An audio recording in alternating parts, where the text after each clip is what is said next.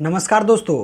17 फरवरी Surajpur court के अंदर एक लड़की मोनिका नागर नाम की लव मैरिज करती है, वो भी अपनी मां को बेहिम्मता तरीके से खूब प्रयास करने के बाद में इस चीज़ के लिए राज़ी करती है। अनुज चौहान के साथ उसकी शादी हो जाती है। कोर्ट मैरिज करने के बाद में वो घर आती है। महज 3 महीने के अंदर अंदर पिछली 7 मई को एक दोपहर के अंदर कॉल जाता है कि माँ मुझे मारा जा रहा है, मुझे पीटा जा रहा है, शायद ही आज मुझे मार डालेंगे। ससुराल की तरफ से अपने पीहर में कॉल करती है। उसके मौसेरे भाई के पास भी कॉल जाता है कि भाई आज मैं मरने वाली हूँ और शायद ही मुझे मार डालेंगे। आखिर क्यों उसने ऐसा कॉल किया? और कुछ ही देर बाद जब उसकी माँ उस बेटी के ससुराल पहुंचती है तो देखती है कि भीड़ लगी हुई है। उसकी बेटी की बॉडी को कार के अंदर ज़बरदस्ती डाला जा रहा है और अचानक से दूसरे प्लॉट में लेके जाती है और उसकी माँ को उस गाड़ी से टक्कर देने की भी कोशिश की जाती है और उसकी माँ को नहीं दिखाया जाता है। और कुछ ही देर बाद देखा जाता है जब उसकी माँ को बिल्कुल कोई भी तरीका नहीं सूझा तो 112 पे डायल करके पुलिस वहाँ पे आती है। पुलिस की मदद की सहायता से देखते हैं तो उपलों की सहायता से, कुछ लकड़ियों की सहायता से उसकी बॉडी को जलाने का प्रयास किया गया था, यानी कि सबूत मिटाने का प्रयास किया गया था।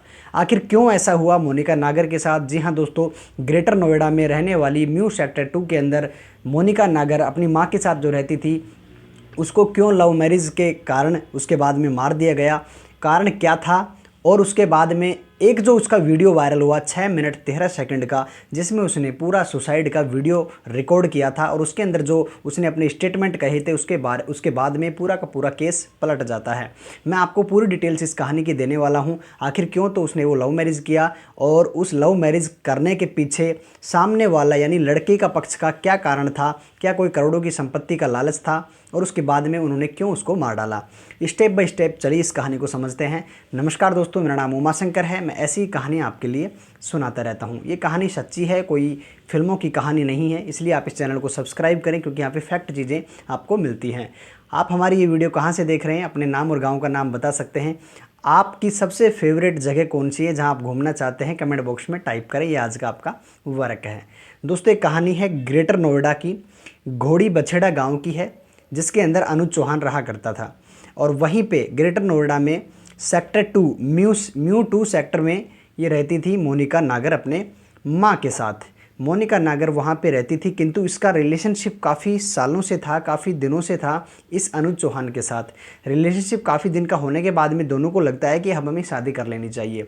आज के दौरान में आप देख रहे होंगे कि अरेंज मैरिज बहुत कम रेशो होता जा रहा है और लव मैरिज का रेशो जैसे जैसे बढ़ता जा रहा है वैसे वैसे डाइवोर्स की और ऐसे सुसाइड केस या मर्डर केस बढ़ते जा रहे हैं। उन्होंने अपनी माँ को समझाया, मोनिका नागर ने, और चौहान ने यानी कि अनुज चौहान ने अपने परिवार को तो उन्होंने मना कर दिया। उसके बाद में ऐसा क्या हुआ कि वो दोनों ही पक्ष राजी हो जाते हैं और उसके बाद में इनका कोर्ट मैरिज हो जाता है।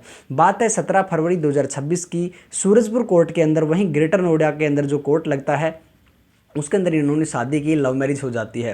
किंतु जब इनका लव मैरिज हुआ तब इनके घर वालों के पक्ष से भी सहमति आ जाती है और बिल्कुल उनकी सहमति के साथ इनका लव मैरिज होता है। बेटी भी खुश थी। बेटी इसकी माँ यानी कि अनुज चौहान की सास जो थी, जो मोनिका नागर की मम्मी थी, रेनू नागर, वो बड़ी खुश थी क्योंकि उसकी बेटी लव मैरिज करके जा रही है। उसको ये लग रहा था कि मेरी बेटी बस खुश रहे, कोई बात नहीं, मेरी पसंद की शादी नहीं करी, उसकी खुद की पसंद की शादी कर रही है। क्योंकि आजकल के बच्चे जो कहते हैं कि समय हमें बिताना है तो हमारे पक्ष से हमारी सहमति होनी चाहिए, हमें बिल्कुल फील होना चाहिए कि हाँ मैं इसके साथ समय बिता सकती हूँ। यही सोच के साथ रेनू नागर ने अपनी बेटी को विदा कर दिया और अपने तरीके से वो रहने लगी। मोनिका नागर जो एक लड़की 22-23 साल की उम्र की, अपने पति जो अनुज चौहान, वो एक रिक्शा चलाता था, आराम से परिवार चल रहा था। 2 महीने बाद खबर आने लगती है कि माँ मुझे मारा पीटा जाता है, मुझे प्रताड़ित किया जाता है। कारण जब माँ ने पूछा तो कहते हैं कि दहेज की वजह से, शायद इनकी लालसा ऐसी है कि इनको दहेज नहीं मिला, जिसके कारण अब मुझे ये खटक रहे हैं और मैं इनके आंखों में खटक रही हूँ क्योंकि मैं दहेज लेके नहीं आई। क्योंकि ये लव मैरिज था तब तो इसके माइंड में सिर्फ इतना सा था कि मुझे सिर्फ शादी करनी है तुमसे, किंतु अब इनके माइंड में जो है दहेज की चीज़ें आने लगी हैं। उसके पीछे का कारण आप जब जानोगे तो आपके पैरों तले ज़मीन खिसक जाएगी कि इन्होंने मारना पीटना चालू क्यों किया। अब जैसे ही 2 महीने क्रॉस हुए तो उसका जो मारने और पीटने का, प्रताड़ित करने का, जो हिरासमेंट करने का जो रेशो था वो बहुत ज़्यादा बढ़ जाता है। मोनिका नागर को बहुत अच्छे तरीके से, बहुत बुरी तरीके से प्रताड़ित किया जाता है, मारा जाता है। एक दिन 7 मई को कॉल आता है कि माँ, दोपहर का समय था, कि माँ मुझे पीट रहे हैं, मुझे मार रहे हैं, मुझे मार डालेंगे, शायद मैं ना बचूं। अपने भाई के पास भी कॉल करती है। मोनिका नागर का इस तरीके से माँ के पास कॉल करना माँ के दिल को दहला देता है और वो बुरी तरीके से पागल हो जाती है और हड़बड़ाते हुए बिना किसी सोचे समझे तुरंत रवाना होती है अपनी बेटी के ससुराल के लिए और वहाँ पे पहुँचती है। जैसे ही वहाँ पे पहुँचती है तब तक बहुत देर हो चुकी थी और देर इतनी हो चुकी थी कि उसकी बेटी की बॉडी को कार में ज़बरदस्ती डाला जा रहा था। माँ के जो माँ ने वहाँ देखा और चश्मदीद बनी। उन्होंने बताया 7 लोगों पे आरोप था। सबसे पहला उसका पति अनुज चौहान, उसके बाद में उसका जो ससुर था हरेंद्र और उसकी सास थी। 3 लोग हो चुके हैं। चौथा उसका देवर मोहित था, यानी कि अनुज का पति जो था उसका भाई था। और 5वां उसका एक नरेंद्र नाम का उसका जो तायस चाचा वगैरह होता है ऐसा करके, और उसकी तायस, यानी कि 6 लोग ये हो गए। 7वां करण रावल नाम का एक व्यक्ति जो पड़ोसी था, जो शव को उठा के ले जाने में गाड़ी में और वहाँ उतारवाने में उन्होंने मदद की। इन लोगों पे इसकी मम्मी ने, मोनिका नागर की मम्मी ने, रेनू नागर ने आरोप लगाया। अब उन्होंने उस गाड़ी के अंदर डालते हुए देख लिया रेनू नागर ने कि मेरी बेटी की बॉडी को लेके जा रहा है। अब उन्होंने जब रोकने का प्रयास किया तब उसकी माँ को भी हटा दिया गया। गाड़ी के सामने से टक्कर मारने की जैसी वारदात को अंजाम देने की कोशिश की और उसको नहीं दिखाया गया। गाड़ी में पटक के उसको ले जाया गया, दूसरे प्लॉट तक लेके जाते हैं। दूसरे प्लेट में लेके जाने के बाद में जैसे हम देह संस्कार करते हैं वैसे तरीके से जल्दबाजी में ऊपड़े वगैरह डाल के, कुछ लकड़ियाँ डाल के तुरंत उस बॉडी को जो है जलाया गया। लेकिन माँ ने बिना देरी करते हुए तुरंत पुलिस को बुलाया, लेकिन पुलिस भी तुरंत ही आ गई, किंतु फिर भी समय लग ही जाता है। पुलिस के आने तक वो बॉडी आधी जल चुकी थी। आध जली उस बॉडी को कलेक्ट करके पुलिस ने पोस्टमार्टम के लिए भेजा। इन सभी लोगों को अरेस्ट किया और अब बॉडी को पोस्टमार्टम किया जा रहा है। जब इस घटना को 6-7 दिन बीत जाते हैं तब कहानी पूरी तरीके से पलट जाती है। वो कहानी कैसे पलटी वो भी मैं आपको बताने वाला हूँ, किंतु वो माँ का आरोप सुनिए। माँ ने बताया कि इसको मारा पीटा क्यों जा रहा था। मैंने आपको एक बीच में सवाल दिया था, वो सवाल का जवाब अब देने वाला हूँ। अब माँ ने बताया कि मेरी बेटी ने लव मैरिज करी थी अनुज चौहान के साथ, दोनों एक दूसरे से बेहद ज़्यादा प्रेम करते थे, इसलिए हमने भी अनुमति दी। किंतु मुझे नहीं लगता कि सामने वाली पक्ष ने अनुमति प्यार की वजह से दी होगी, क्योंकि मेरे पास जो प्रॉपर्टी है वो मेरी बेटी के नाम थी। लगभग 3 करोड़ रुपए की प्रॉपर्टी है। हालांकि ये प्रॉपर्टी किसके नाम है ये पूरी तरीके से अभी लीगली वेरीफाइड नहीं हुआ है, किंतु माँ का कहना है कि वो मेरी बेटी के नाम था। ये चाहता था कि मेरे चूँकि कोई और बेटा नहीं था, इसलिए ये सारी प्रॉपर्टी इसी की थी।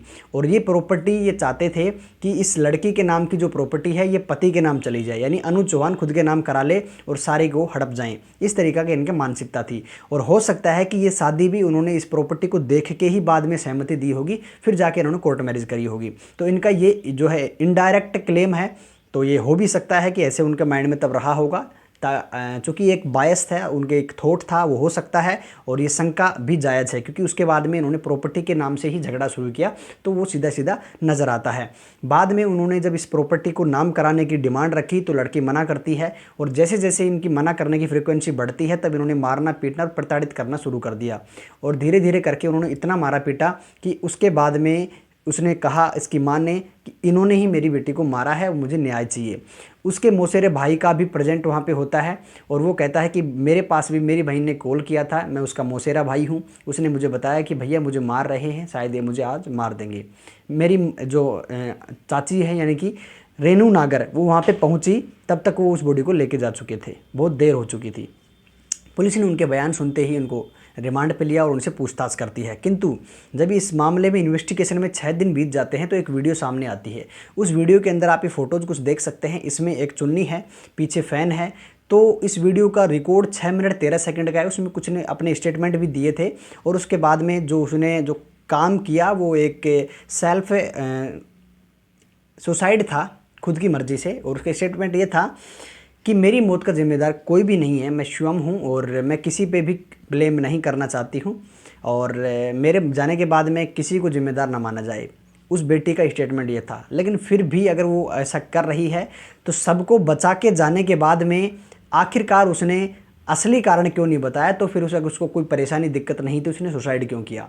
हो सकता है कि वो उस अनुज से सच्चा प्रेम करती हो, वो चाह रही हो कि जब मैं रहूँगी नहीं तो प्रॉपर्टी किसके नाम जाएगी, मेरी माँ के नाम वापस चली जाएगी।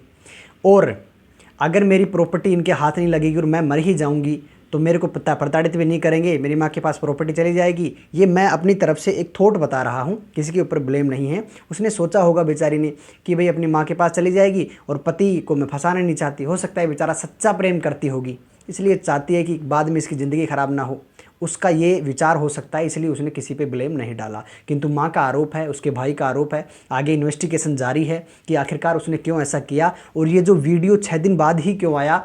6 दिन बाद जो ये वीडियो है ये AI जनरेटेड तो नहीं है कि इन चीज़ों की जांच हो रही है। सो दोस्तों, आगे जो भी अभी जांच होने के बाद में इन्वेस्टिगेशन कंप्लीट होगा तो आगे की जानकारी अगर मिलती है तो मैं इस चैनल के माध्यम से आपके साथ शेयर करूंगा। किंतु मैं आपसे एक रिक्वेस्ट करना चाहता हूं, जितनी भी मेरी बहनें हैं ये लव मैरिज के कारण जो अपने माँ बापों को छोड़ के चली जा रही हैं, थोड़ा सोचिए, ठहरिए, ठहराव लीजिए, बड़े ही अच्छे तरीके से सोच समझ के अपने माँ बाप को थोड़ा समय दें ताकि उनके बारे में थोड़ी जानकारी कलेक्ट कर पाएँ। आँख मीच के ना जाएं, क्योंकि बाद में क्या होने वाला है वो किसी को नहीं पता। हालांकि अरेंज मैरिज में भी काफ़ी सारी ऐसी चीज़ें हो जाती हैं, फिर भी एक थोड़ा सा ठहराव लेकर डिसीजन लें। और थैंक यू सो मच। आप इस कहानी पे क्या कहना चाहते हैं, किसकी गलती है और क्यों मारा गया होगा उसको, या उसने खुद ने सुसाइड किया तो क्यों किया, आखिर क्या कहना चाहते हैं, आपको क्या लगता है कमेंट बॉक्स में लिखिएगा। चैनल सब्सक्राइब करके वीडियो लाइक करना, एक व्यक्ति को जरूर शेयर करना, हो सके तो अपनी बहन या चाची के पास ज़रूर शेयर करना। Thank you so much. मिलते हैं नेक्स्ट वीडियो में, तब तक के लिए आप स्वस्थ रहिए, मस्त रहिए, अपना और अपनों का ख्याल रखिए। जय श्री राम।